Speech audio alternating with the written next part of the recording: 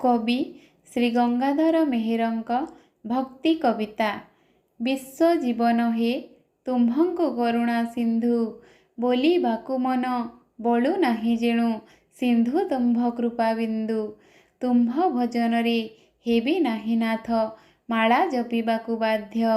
कोटि कोटि ग्रह कंठी से मालार कि जपि करिब साध्य। देई नाह बळ पाद धूଳି घेनी पारिब नाही मो मुंड।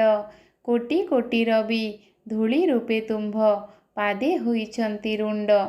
हृदयर कथा जानिबाकु अछि तुम्भर असीम शक्ति।